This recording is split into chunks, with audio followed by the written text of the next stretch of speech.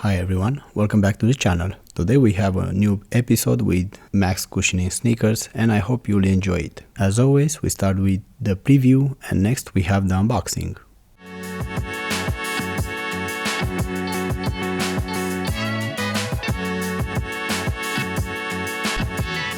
Feel free to pause the video every time you need. In this shot we can see some of my sizes and also a closer look of this label.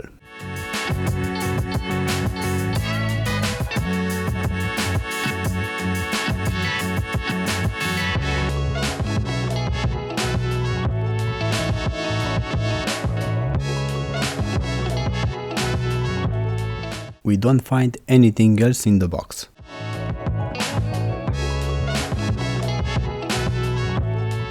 In this shot we can see both of them, and as always we start with the left foot because we want to see if the quality is consistent or not. For those that are interested in cushioning, you should pay attention to this part.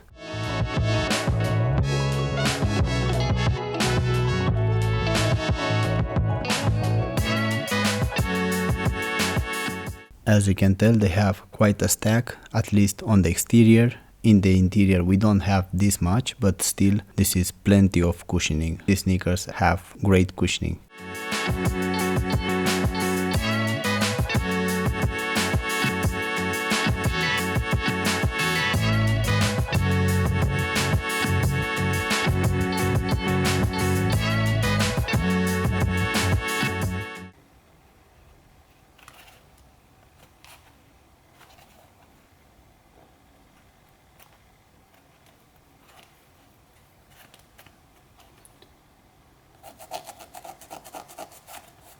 In this shot we can see the rubber sole. To be honest, it's not the best that I've seen in New Balance. This one is quite thin. I don't like this trend. They always make them thinner and thinner. This is a mistake. Here only the customer will lose because the sneakers won't last like in the past. The longevity is reduced just because you're gonna gain, I don't know, minus 10 grams or 20. But for that it doesn't work, to have a reduced longevity on them.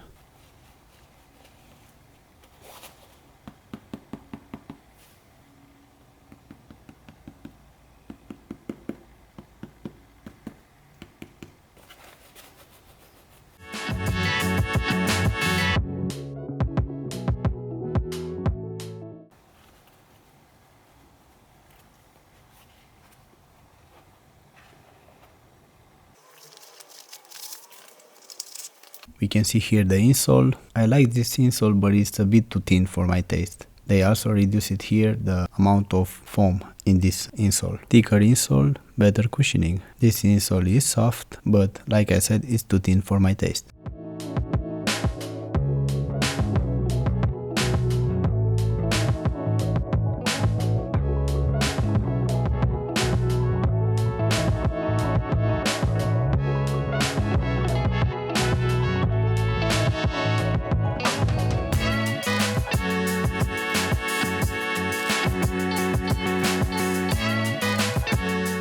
We can see here the footbed. It has a thin layer of foam which is soft and under is more rigid.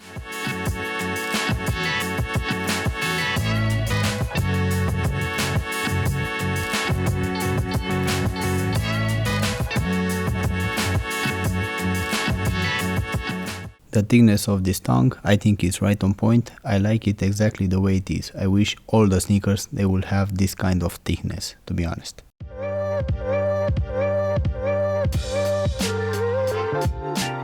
Here we can see the internal label and also the size of these sneakers.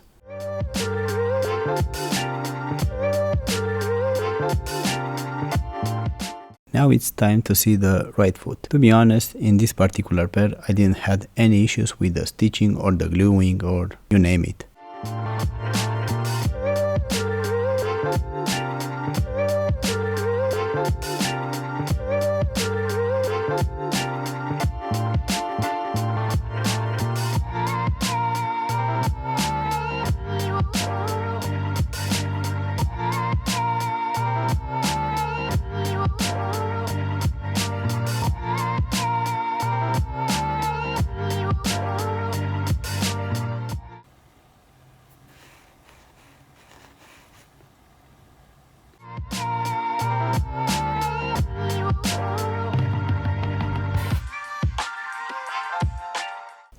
In this shot we can see the external label of these sneakers.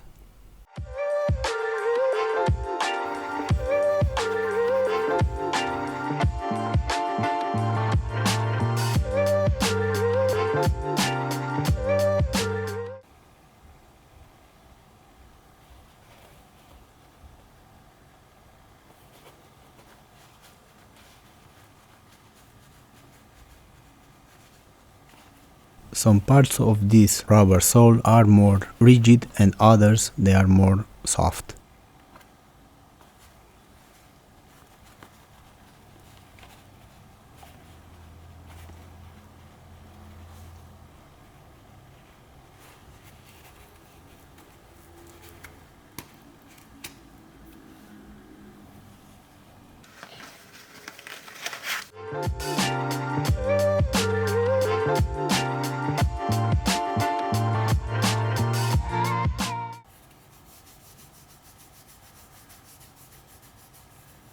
The materials on these insoles are quite nice, but like I said, they are too thin. And remember that having thin insoles doesn't mean only that you lose cushioning. You also won't have them for long periods of time because they will be destroyed too fast.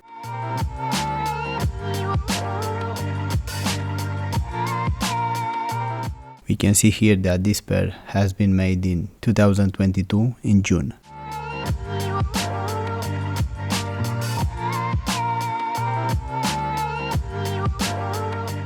Here we can see the laces, not probably the best material that you can find in sneakers for these laces, but still they are quite okay. The tips are thicker enough and the elasticity is just a bit more than I wish it was.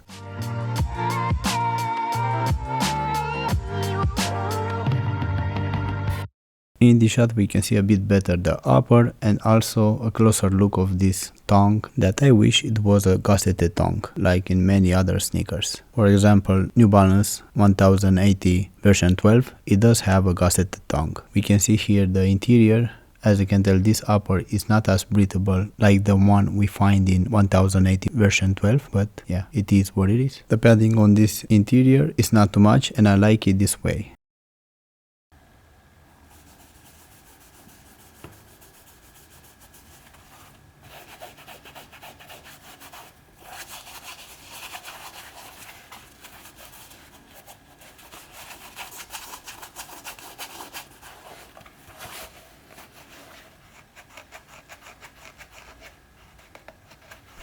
As you can tell, this sole, it won't bend as easily as others that we've seen so far.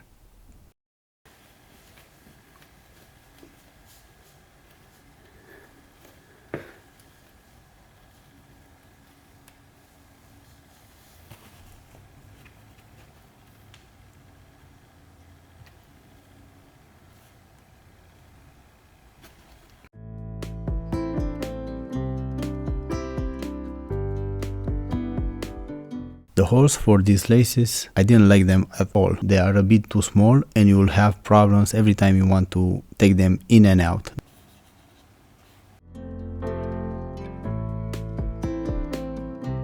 You can see here the size of the insoles and the soles also. You can pause here the video where you need and compare multiple kind of sneakers because I do this in every episode on this channel.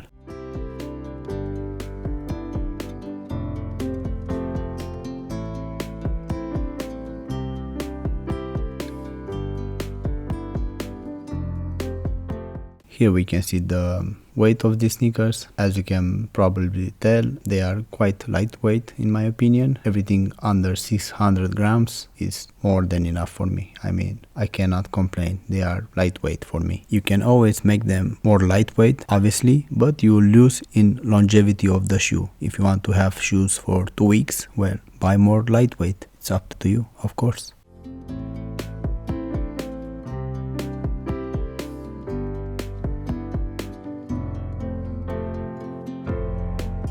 In this shot we can see the arch that I have and the instep that I have and actually how are these insoles for my feet. I do this also in all my episodes, so you can check multiple kind of sneakers to see which one is true to size, which one is too small, too big, too wide, too narrow, you know.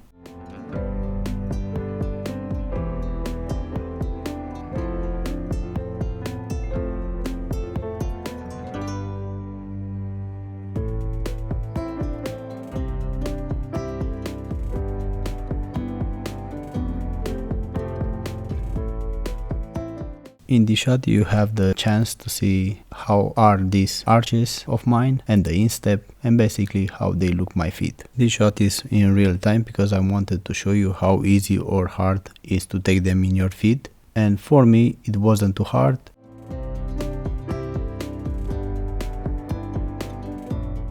And the tongue, I like it because it's wide enough. I usually, with Adidas, I do have these issues that the tongue is not wide enough for my instep, you know.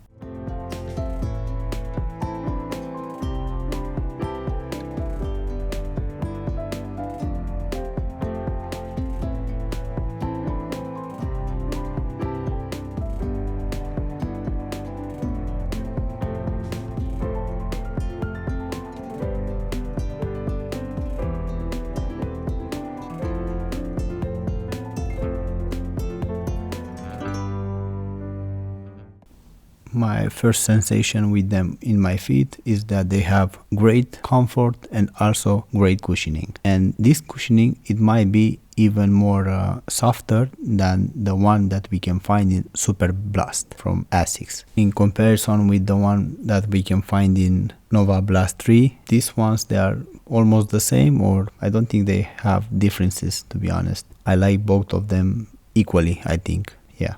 So if you are in between those two models, well, pick the one you like it more. If I have to pick a favorite, probably will be this one because of the tongue. This one has some thickness, this tongue has some padding also, and the other one is basically super thin. So because of that, I think this is my first choice, to be honest. I also like it on this tongue that it's not too tall. I had this problem with a few models in Adidas and even from Asics. They are a bit taller than this one, and I like it right the way it is, this one.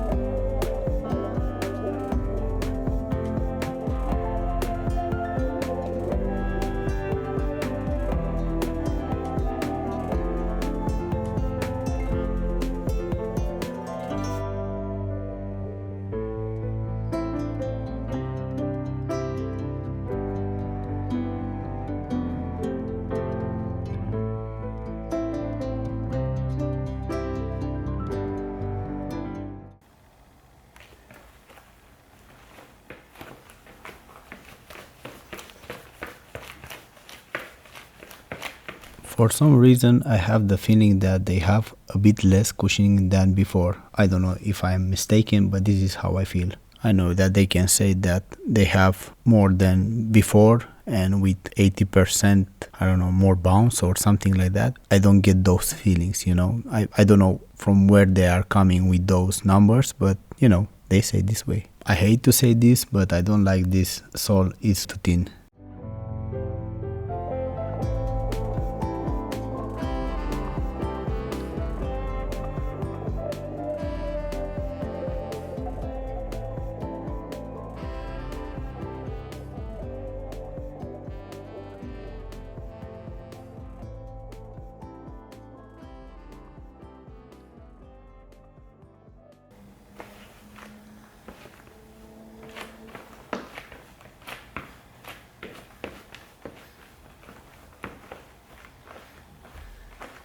Here, in comparison with 1080 V12, I would say that both of them have great comfort and cushioning, but obviously the more V4 has much more cushioning. It's a mass cushioning shoe, and that you can feel it all the time. I mean, the 1080 feels like it has half of it, to be honest.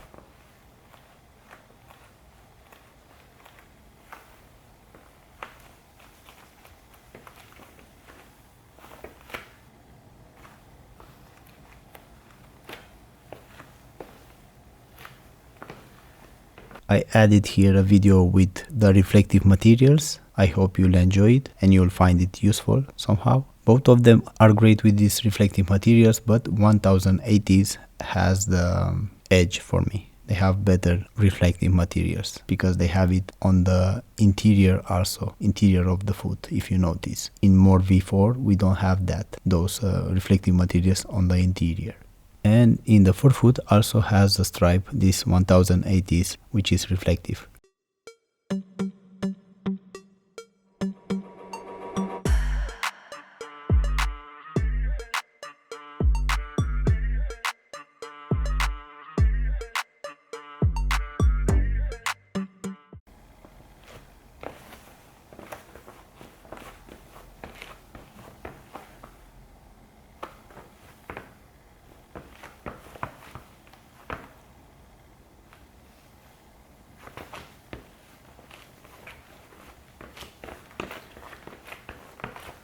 In this shot I'm trying to decide which one has better cushioning and better comfort, and More V4 I believe they have just a bit more comfort and also softer cushioning.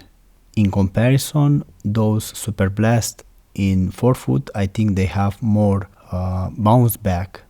Having them, both of them on my feet, I noticed that the Superblast has better stability, not by much, but is a bit better. And on the heel, I think they are a bit more rigid in comparison with the one from New Balance. In forefoot, they are basically the same in cushioning, but like I said, the Superblast has more bounce back in my opinion. To be honest, in a blind test, I will probably have problems to distinguish which one is which. They are very, very similar. On More V4, on the heel, because it's a split heel, I felt that they have a bit less stability. I mean, they have some movement under that heel. When you are moving around with them, you can notice that. It's not too much, but you can notice in comparison with the one from Superblast.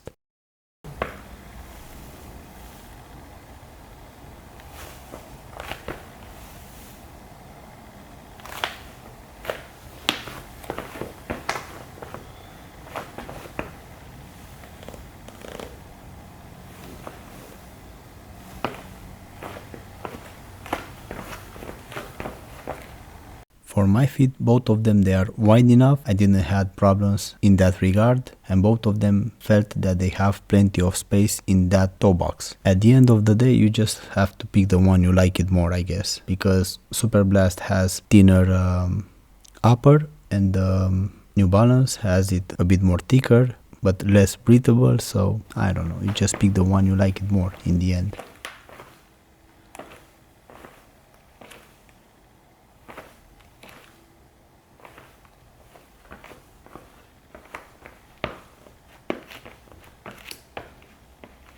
So now quickly pros and cons. Well, for pros, I like that midsole, I like the upper, I like the design overall, and this will be it. For cons, I don't like that sole, it's a bit too thin. I will end here this video. Thank you very much for watching. See you next time. If you have any questions, please let me know. Don't forget to subscribe because it's so important for me. Take care of you and have a nice day.